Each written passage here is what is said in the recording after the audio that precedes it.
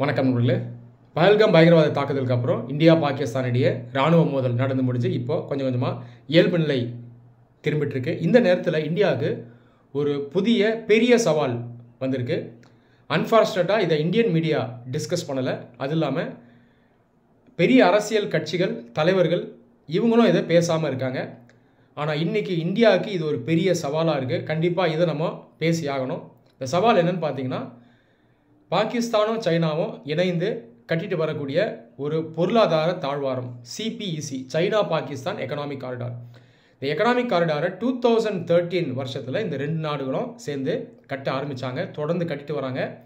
இல்லை, இந்தியாவுக்கு பிரச்சனைனா இந்த சிபிஇசி காரிடாரில் ஒரு பகுதி இந்தியாவினுடைய ஒரு பகுதியான பாகிஸ்தான் ஆக்குபைட் காஷ்மீர் இருக்கு இல்லையா, பிஓகே, இது வழியாக பாஸ் ஆகுது. இந்த காரிடாரை ஆரம்பிக்கும் பொழுதே இந்தியா பாகிஸ்தானுக்கும் சைனாவுக்கும் எதிர்ப்பு சொல்லிட்டோம். பாகிஸ்தான் ஏற்கனவே சட்டத்துக்கு எதிராக பிஓகேவை ஆக்குபை பண்ணி வச்சுருக்கு. அதை மீறி நீங்கள் ரெண்டு பேரும் சேர்ந்து இங்கே இந்த கட்டமைப்பை ஏற்படுத்திட்டு வரீங்க, இது தவறானதுன்னு சொல்லியிருக்கோம். அதே நேரத்தில் பார்லிமெண்ட்லேயும் இதை டிஸ்கஸ் பண்ணியிருக்கோம். ஆனால் அதுக்கப்புறம் நம்ம பெருசாக எதிர்ப்பை தெரிவிக்கலை. அந்த காரிடாரை நம்ம ஏற்றுக்கிறோன்ற அர்த்தம் இல்லை, இன்னும் அழுத்தம் அதிகமாக போடப்படலை. இந்த காரணத்தினால சைலண்ட்டாக ரெண்டு நாடுகளும் தொடர்ந்து இந்த சிபிஎஸ்சியை பில்டு பண்ணிட்டு வராங்க. இந்த சிபிஎஸ்சி காரிடாரோட வேல்யூ பார்த்தீங்கன்னா கிட்டத்தட்ட $60 பில்லியன். $1 பில்லியன் அப்படிங்கிறது இந்திய மதிப்பில் 8500 கோடி ரூபாய். அப்போது $60 பில்லியன் எந்த அளவுக்குன்னு நீங்களே கால்குலேட் பண்ணி பார்க்கலாம். இந்த சிபிஇசி காரிடார் மூலமாக பாகிஸ்தானுக்கும் சைனாவுக்கும் பொருளாதார நலன் மற்றும் அரசியல் ஆதாயங்களும் இருக்குது. பாகிஸ்தான் பொறுத்த வரைக்கும் பெரிய ஆதாயம் என்னென்னா, இந்த சிபிஇசி காரிடாரில் மெயினாக இன்வெஸ்ட் பண்ணுறது சைனா. நிறைய ப்ராஜெக்ட்ஸை பில்டு பண்ணுறாங்க, infrastructure projects, high speed train, nuclear plant, thermal power plant, bridges, road இதெல்லாம் போடுறாங்க. இதனால் பாகிஸ்தானுக்கு பொருளாதார வளர்ச்சி வரும், ஜிடிபி க்ரோத் அங்கே இருக்கும். ஸோ அங்கே வளர்ச்சி இருக்கும். அது இல்லாமல் பாகிஸ்தானுடைய பெரிய மாகாணமான பலூச்சிஸ்தான், இங்கே பிரிவினைவாதம் இருக்குது, கிளர்ச்சி இருக்குது. இந்த பலூச்சிஸ்தான் வழியாகவும் இந்த சிபிஇசி ப்ராஜெக்ட் போகுது. ஏற்கனவே இங்கே இருக்க மக்கள் தனிநாடு வேணும்னு கேட்குறாங்க. ஆனால் சிபிஇசி மூலமாக வேகமாக இங்கே பொருளாதார வளர்ச்சியை கொண்டு வந்துட்டா கொஞ்சம் கொஞ்சமாக அந்த மக்களை திருப்திப்படுத்திடலாம். அதுக்கப்புறம் தனிநாடு கேட்க மாட்டாங்க, கிளர்ச்சி இல்லாமல் போயிடும், பிரிவினைவாதம் இல்லாமல் போயிடும் அப்படின்னு பாகிஸ்தான் பிளான் பண்ணுது. அப்போ இந்த அளவுக்கு ஒரு லாஜிக்கலாக அவங்க ஒர்க் பண்ணிட்டு இருக்காங்க. அந்த பக்கம் சைனாவில் பார்த்தீங்கன்னா பலூச்சிஸ்தான் மாதிரி அங்கே ஒரு பிரச்சனை இருக்குது. சிங்ஷியாங் அப்படின்ற ஒரு பெரிய மாகாணம் இருக்குது, அட்டானமஸ் ரீஜன். அது அங்கே சுய ஆட்சி இருக்குது, ஆனாலும் அங்கே நிறைய பிரச்சனை இருக்குது. அங்கே வீகர் அப்படின்னு சொல்லக்கூடிய ஒரு இன மக்கள் இருக்காங்க. மதத்தை வச்சு பார்த்தீங்கன்னா பெரும்பாலானவர்கள் முஸ்லீம்ஸ். இன ரீதியாக பார்த்தீங்கன்னா இவங்கெல்லாம் டர்க்கிக் இன மக்கள். இங்கேயும் பலூச்சிஸ்தான் மாதிரியே பிரச்சனை தான். இங்கே நிறைய பேர் தனி நாடு கேட்குறாங்க. இவங்கள சைனா அரசு எதிர்க்குது. அந்த பக்கம் சைனா என்ன பிளான் பண்ணியிருக்குன்னா, சிபிஇசி பலூச்சிஸ்தான் ஆரம்பித்து சிங்ஷாங் வரைக்கும் போகுது, பாகிஸ்தானை ஃபுல்லாக கிராஸ் பண்ணி சைனாவுக்கும் போகுது. அந்த பக்கம் சைனா உள்ள இந்த ப்ராஜெக்ட் வழியாக டெவலப்மெண்ட்டை கொண்டு வந்துட்டா அங்கே இருக்க மக்களை திருப்திப்படுத்திடலாம், கிளர்ச்சி குறைஞ்சிரும், பிரிவினைவாதம் இல்லாமல் போயிடும்னு அந்த நாடு பிளான் பண்ணியிருக்கு. இப்போ இவங்க ரெண்டு பேர் பிளான் பண்ணுறதுல லாஜிக் இருக்குது. ஆனால் பாதிப்புக்கு உள்ளாக இருக்கிறது நம்ம நாடு இந்தியா. ஒரு பகுதி பிஓகேவை கிராஸ் பண்ணி தான் போகுது. பல ஆண்டுகளுக்கு முன்னாடியே 1950s பாகிஸ்தானும் சைனாவும் இங்கே ரோடு போட்டாங்க.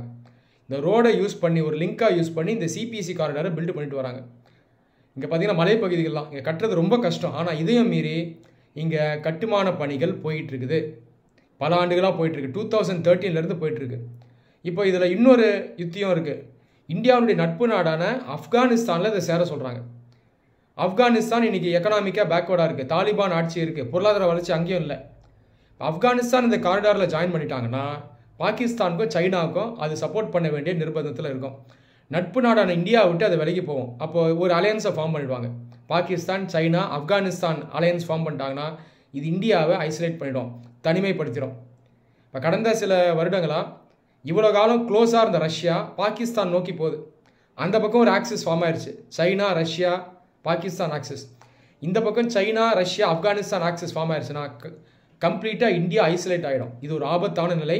நம்முடைய இறையாண்மைக்கு எதிராக இது போய் முடிஞ்சிடும். அதனால் இந்தியா உடனடியாக என்ன பண்ணணும்னா, இந்த சிபிஇசி காரிடாருக்கு எதிராக நம்முடைய எதிர்ப்பை பதிவு பண்ணணும், பார்லிமெண்ட்டில் இதை டிஸ்கஸ் பண்ணணும். இங்கே இருக்க அரசியல் கட்சிகளுக்குள்ள விரோதம் இல்லாமல் ஒற்றுமையாக நாட்டுக்காக நிற்கணும்.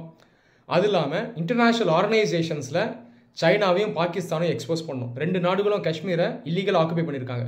ஒரு பக்கம் பிஓகேவை பாகிஸ்தான் ஆக்குபை பண்ணியிருக்காங்க, இன்னொரு பக்கம் லடாக்கில் அக்ஷய் சின்ன சைனா ஆக்குபை பண்ணியிருக்காங்க. சட்ட ரீதியாக அது குற்றம். எவிடன்ஸ் சப்மிட் பண்ணி உடனடியாக இந்த சிபிஇசி ப்ராஜெக்ட்ஸை ஃபர்தராக போக விடாமல் நம்ம பார்த்துக்கணும். அதோடு சேர்ந்து நம்ம ஆப்கானிஸ்தானுடைய நட்புறவை தொடர்ந்து மெயின்டைன் பண்ணணும். அப்படின்னா ஆப்கானிஸ்தான் அந்த பக்கம் போகக்கூடிய வாய்ப்பு இருக்குது. ஆப்கானிஸ்தான் ஆக்சுவலாக இந்தியாவுக்கு நட்பு நாடு, ஈரானும் இந்தியாவுக்கு நட்பு நாடு. மதத்தை மட்டும் வச்சு பார்க்கக்கூடாது, அரசியலை வச்சு நம்ம பார்க்கணும். அதோடு சேர்ந்து ரஷ்யன் சப்போர்ட்டை நம்ம தொடர்ந்து வாங்கணும். இப்போ கடந்த 7-8 வருஷமாக ரஷ்யன் சப்போர்ட் இந்தியாவுக்கு குறைஞ்சிருக்கு. ரஷ்யா இன்னும் ஒரு நண்பன் தான், ஆனால் தொடர்ந்து இந்த நட்புறவை நம்ம ஸ்ட்ரெங்தன் பண்ணலை அப்படின்னா ரஷ்யன் சப்போர்ட்டை நம்ம இழக்கக்கூடிய ஒரு நிலை இருக்கும். ஸோ இந்த விஷயங்களை நம்ம பண்ணணும். எந்த அளவுக்கு வேகமாக முடியுமோ அதை நம்ம பண்ணணும். இந்த சிபிஎஸ்சி காரிடாரை ஸ்டால் பண்ணணும். ஸ்டால் பண்ணாமல் விட்டுட்டோம், இதை பேசலை அப்படின்னா இந்த ப்ராஜெக்ட்ஸில் பாகிஸ்தானுக்கு பெரிய ஆதாயம் இருக்குது, சைனாவுக்கும் பெரிய ஆதாயம் இருக்குது. சிபிஎஸ்சி ப்ராஜெக்ட்ஸை பிஓக்குள்ளேயே அவங்க போட்டுட்டாங்க அப்படின்னா பிஓகே மக்களும் பாகிஸ்தானுக்கு சப்போர்ட் பண்ண ஆரம்பிச்சிருவாங்க, சைனாவுக்கு சப்போர்ட் பண்ண ஆரம்பிச்சிருவாங்க. நாளைக்கு பிஓகேவை மீட்டெடுக்கிறது இந்தியாவுக்கு ஒரு பெரிய சவாலாயிரும். ஸோ உடனடியாக இந்தியா இதற்கான நடவடிக்கைகள் எடுக்கணும். இந்தியாவில் இருக்க மீடியா சைலண்ட்டாக இருக்காங்க. பஹல்காம் இன்சிடெண்ட்டை டிஸ்கஸ் பண்ணோம், அதெல்லாம் நியாயம்தான், இப்போ முடிஞ்சிருச்சு. மேற்கொண்டு என்ன செய்யணுமோ அதை நோக்கி போகணும். புரியுதா? இதை டிஸ்கஸ் பண்ணணும். அரசியல் இதில் இதை நம்ம எடுத்துகிட்டு வரணும். கட்சிகள் இதை பேசணும், லீடர்ஸ் இதை பேசணும், பார்லிமெண்ட்டில் டிஸ்கஸ் பண்ணணும்.